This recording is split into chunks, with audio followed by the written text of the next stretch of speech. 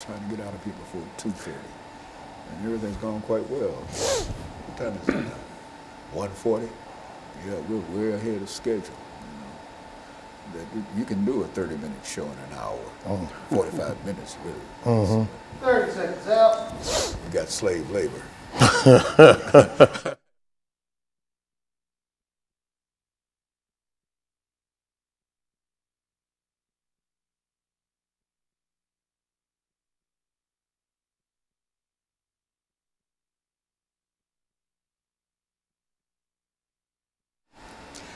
Thank you and welcome back to the final segment of the show for today. The topic is homeless displacement and gentrification in Music City. And we have with us Mr. Allen, Mr. Rodriguez, and Mr.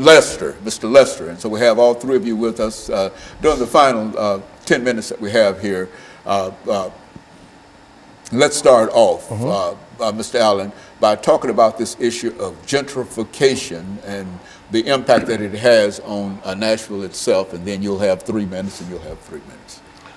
Well, being in Nashville, I've watched Nashville change. All this land has been entrusted, so they have no place to go now but to the areas of poverty. And that's through North Nashville and into East Nashville.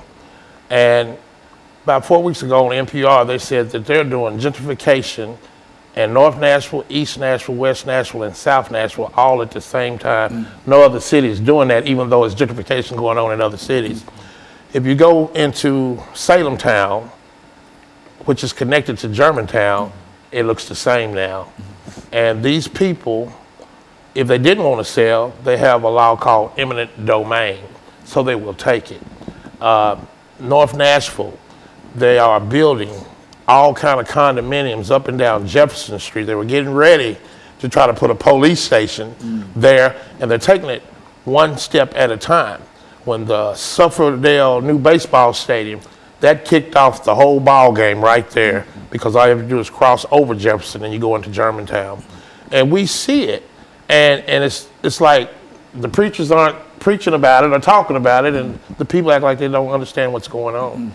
And it's just really not a proper way of really calling this a it city, because it's not an it city, because everybody does not have a place to live, to call sanctuary, call a home.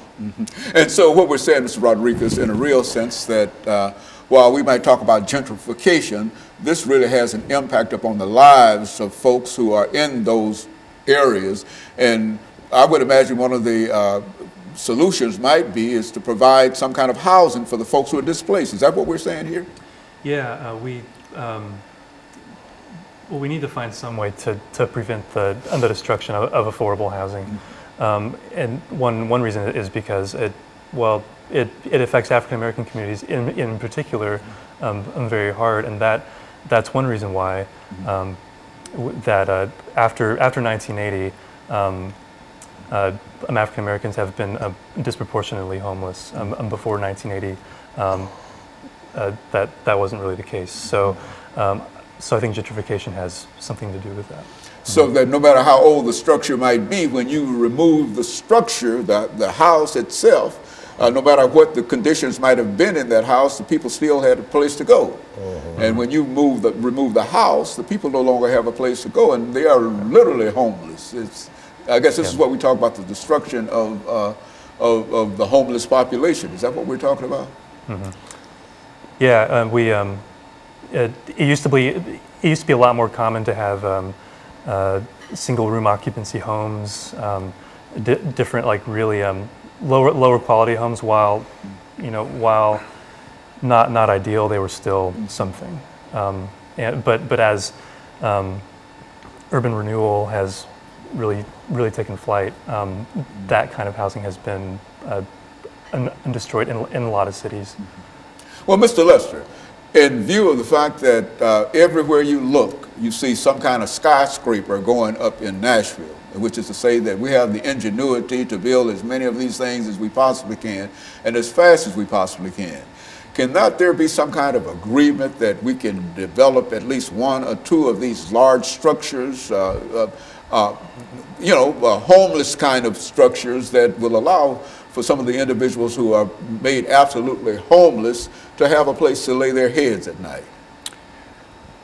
Well, you point to the building of these buildings. A large part of this is tax finance. They give tax breaks to large developers, over $300 million during the period of Carl Dean, to build these places that, the theory, I suppose, is that the prosperity will trickle down.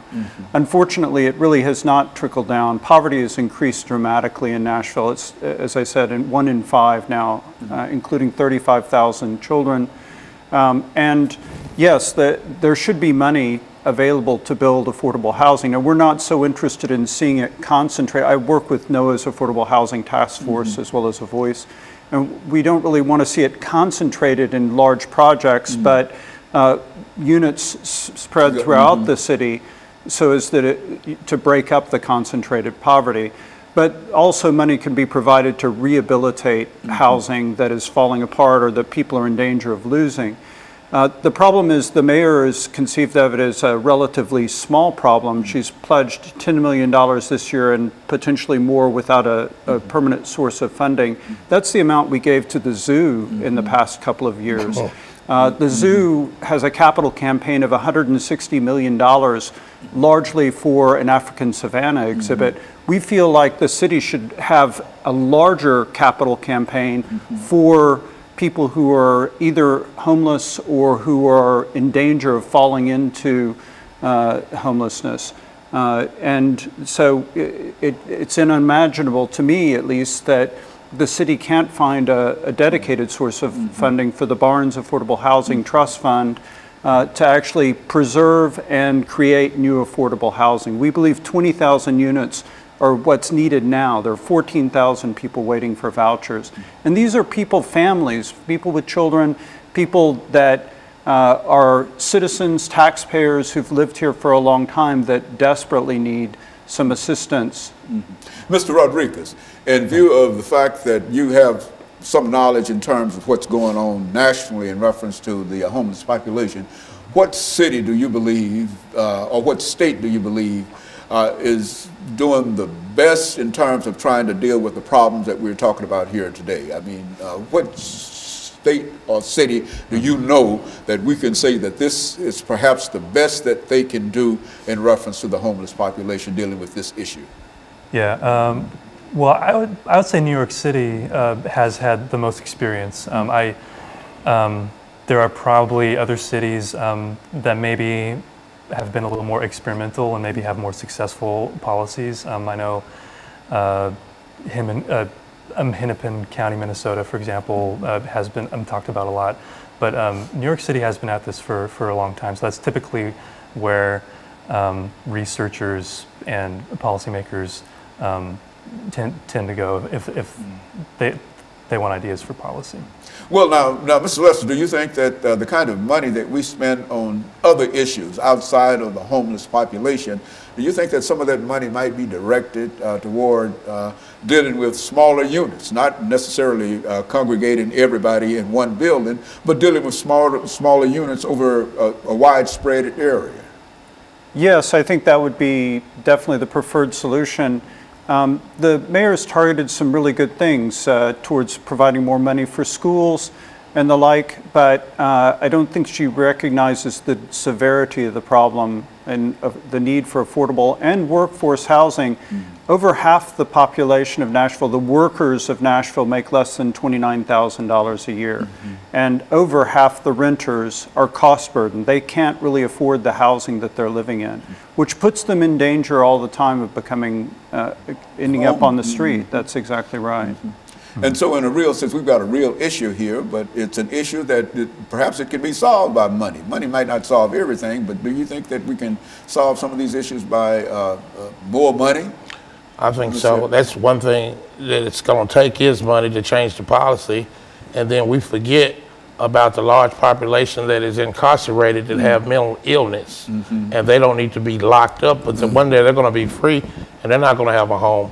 And the question that you asked Mr. Rodriguez earlier, if you look at Sacramento and Pasadena and Buffalo, they're doing a great job as far as eradicating homelessness right now. And so you would suggest those might be some issues, some areas that we might look in terms of policymakers and etc. And we're running out of time here, but let me thank the three of you for bringing that excellent information, because I think it gives us all, at least it gives me a better understanding of what's going on, because wherever I go, over in North Nashville, East Nashville, and et cetera, I see all of these New England style homes that are there, and I know that I understand all of these things are happening.